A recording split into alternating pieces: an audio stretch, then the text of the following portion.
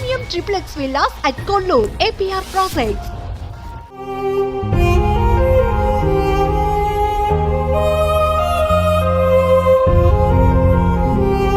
తండ్రి స్నానం అనేది లేదు. పిల్లలు మంది బట్టలు వేసుకొని స్నానం చేపించి పిల్లలకు అన్నం పెట్టిండ్రు sir. Welcome to Suman TV. నా పేరు సాయినాథ్. ఏదైతే నిన్న సోమవారం మధ్యాహ్నం సమయంలో మంగళి రాజు లింగవ్వ ఇల్లు విద్యుత్ షార్ట్ సర్క్యూట్తో కాలిపోయిన సంఘటన నిర్మల్ జిల్లా బైన్సా మండల్ దేగం గ్రామంలో చోటు చేసుకుంది. అయితే రాజు భార్య లింగవ్వ కొన్ని రోజుల నుంచి అనారోగ్యంతో బాధపడుతుంది. మరి వాళ్ళు రాజు యొక్క భార్య రాజు అదే ఉన్నాడు హైదరాబాద్కు బయలుదేరారట. బయలుదేరితే మళ్ళీ సోమవారం వాళ్ళకు మధ్యాహ్నం ఇట్లా మీ విద్యుత్ షార్ట్ సర్క్యూట్తో ఇల్లు కాలిపోతుందని మన దేగం గ్రామ ప్రజలు పక్కవారు ఫోన్ చేసి చెప్పడంతో అక్కడి నుంచి వచ్చి రాజు ఇక్కడ వచ్చేసరికి ఇల్లు మొత్తం వాళ్ళ ఇంట్లో ఉన్న సామాగ్రి మొత్తం కాలిపోయి దృశ్యాలు కనిపించినాయి. అయితే గ్రామస్తులు పక్కవారు కొందరు నీళ్లతో ఆ మంటలు ఆర్పేశారు. అయితే ఇదే సంబంధించిన ఈ సంఘటన ఎలా జరిగింది అనే కోణంలో మనతో పాటు రాజు వాళ్ళ భార్య లింగవ్వ ఉన్నారు. మనం వాళ్ళకు మాట్లాడే ప్రయత్నం చేద్దాం. రాజు గారు నమస్తే. నమస్తే అన్న. ఈ ప్రమాదం ఎలా జరిగింది, మీకు ఎలా తెలిసింది? ఈ ప్రమాదం మేము హైదరాబాద్ వెళ్ళాము. మా భార్య నేను హైదరాబాదు. ఎప్పుడు వెళ్ళారు? ఆదివారం రోజు వెళ్ళాము. మా భార్యకు ఆరోగ్యం బాగలేక అందువల్ల హైదరాబాద్ వెళ్ళడం జరిగింది. మన సోమవారం రోజు మధ్యాహ్నం 1 గంటకు మా అమ్మ కాల్ చేసి ఇట్లా ఫైర్ అయిందని ఫోన్ చేస్తే మళ్ళీ రిటర్న్ మేము ఇంటి వద్ద వచ్చాము. మీకు ఎవరు చెప్పారు ఇట్లా విద్యుత్ షార్ట్ సర్క్యూట్ ఇల్లు కాలిపోతుందని? మా పక్క వాళ్ళు ఫోన్ చేసిర్రు, మా అమ్మ ఫోన్ చేసింది. ఇంట్లో ఎలాంటి వస్తువులు కాలిపోయాయి మీకు ఐడియా ఉందండి? ఇంట్లో బీరువా, బట్టలు, టీవీ, మిషను, మళ్ళీ ఫ్యాను అన్ని వస్తువులు కాలిపోయినాయి. చిన్నపిల్లలు వేసుకునే బట్టల కాడికి వెళ్ళి మా బట్టలు, మా కమ్మలు, మళ్ళా నేను లోన్ లేపిన 50,000 రూపీస్, మళ్ళీ ఆమె నాకు కాకుండా 30,000 రూపీస్ అంటే ఒక బ్యాగులో పెట్టింది. అంటే నేను ఫారెన్ వెళ్తున్నాను, అవి కూడా కాలిపోయినాయి. ఏమై బుట్టకమ్మ. మీరు ఫారెన్ ఎప్పుడు వెళ్ళారు? వెళ్తా అని పెట్టుకున్న డబ్బులు అవి కాలిపోయినాయి. మా పాపలై 4 తులాల మా వెండి గొలుసులు పోయినాయి. అదేండి ఇప్పుడు ఈ విషయం పైన కూడా బైన్సా తహసీల్దార్ కూడా వాళ్ళ సిబ్బంది ఇక్కడ వచ్చారని తీర్మానం కూడా రాశారని అన్నారు. ఎలాంటి ఆస్తి జరిగింది, ఎంత అంచనా వేశారు వాళ్ళు 3 లక్షలన్నర అంచనా వేశారు సార్. మళ్ళీ మాకు నష్టం జరిగింది. ఎంత నష్టం జరిగిందంటే మాకు 3 లక్షలన్నర నష్టం జరిగిందని చెప్పాం. లోపల స్లాబ్ పోయింది. మళ్ళీ మా ఎలక్ట్రికల్ సామాన్ కూడా మొత్తం కాలిపోయినాయి. మంచము, బెడ్డు, టీవీ, మిషను అవన్నీ ఏం లేకుండా అయిపోయింది. బియ్యం కాడ నుంచి కూడా కాలిపోయింది.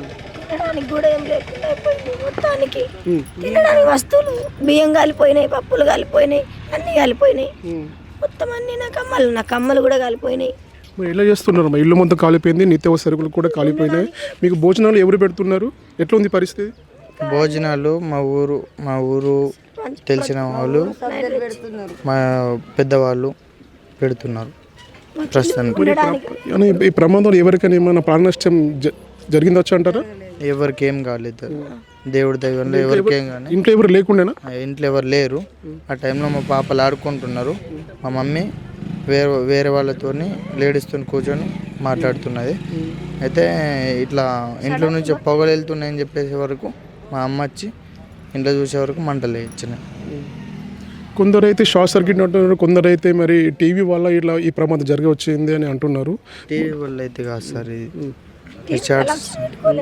టీవీ సర్క్యూట్ వల్ల షార్ట్ సర్క్యూట్తో ఇల్లు కాలిపోయింది అంటారు. కాకపోతే ఇది ఎండాకాలం బాగా హీట్ అవుతుంది ఇల్లు, లోపల ఇల్లు ఎలా కాలిపోయింది, ఏమేమి వస్తువులు కాలిపోయినాయని మీకు చూపించే ప్రయత్నం మా కెమెరామెన్ చేస్తారు, చూద్దాం.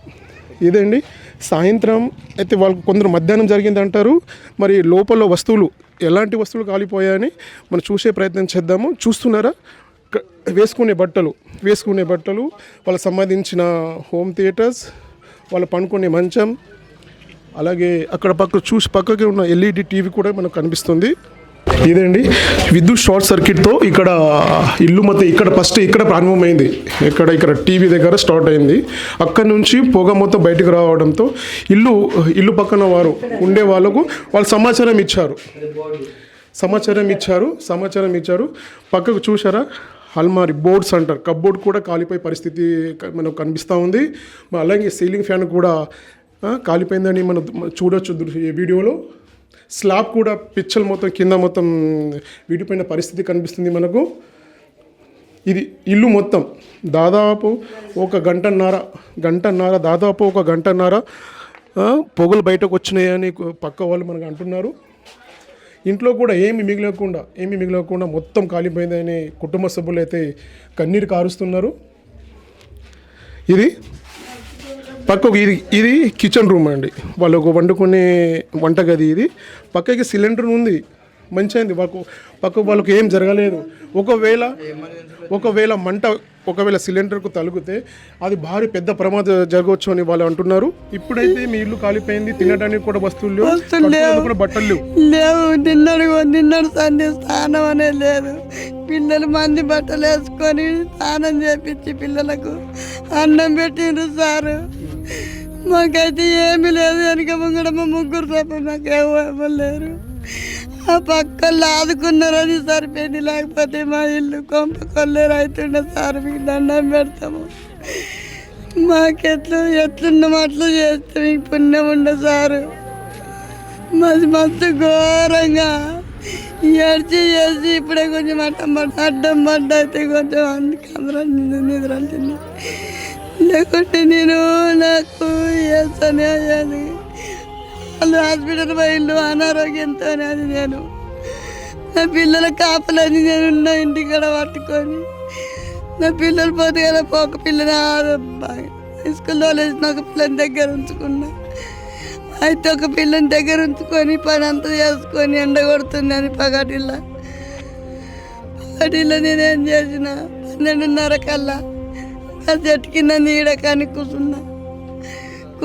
అయితే అప్పుడు మంటలు పొగలు ఇంట్లో నుంచి వస్తున్నాయి. అయితే ఆ పిల్ల కేకేసింది, అవ్వ మీ ఇంట్లో మంటలు అంటే చూసింది. నాకంటే మంట మీదికి ఎక్కేసరికి అంటే నేను పానంది బలంగా పెట్టిన సారు. పానంగా పెట్టి నేను ఆ పిల్లగాడు వెళ్ళిన ముందుకు. ఆ పిల్లగాడు ముందుకు వెళ్తే వెనకెళ్ళి నేను వెళ్ళిన తర్వాత అందరు చుట్టుకొని నీళ్ళు పోస్తే ఆ మంటలు తగ్గినాయి సారు. ఈ మాటకు మీరు ఏం చేస్తారు? ఏం లేదు సారు. మేమైతే రోడ్డు మీద ఉన్నాము. ఇప్పుడు మీకు తినడానికి కూడా ఏం లేదు. మరి ఎలా మీకు ఎవరు పెడుతున్నారు? నిన్న ఒక సర్పంచ్ అయినా తెచ్చిండు, మాకు తెస్తే తిన్నాం సారు. పొద్దున మా బంధువులు తెస్తే తిన్నాము. సోమవారం మధ్యాహ్నం సమయంలో విద్యుత్ షార్ట్ సర్క్యూట్తో ఇల్లు కాలిపోయిందని మనతో రాజు అండ్ లింగవ్వ వాళ్ళ అమ్మ చెప్తున్నారు.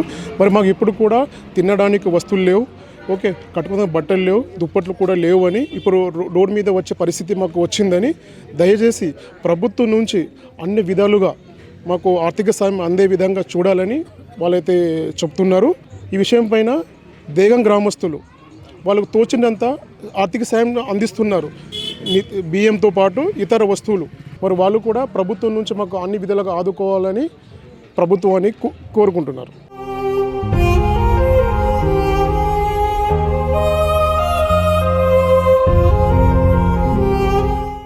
స్నానం అనేది లేదు. పిల్లలు మంది బట్టలు వేసుకొని స్నానం చేపించి పిల్లలకు అన్నం పెట్టిండ్రు సారు.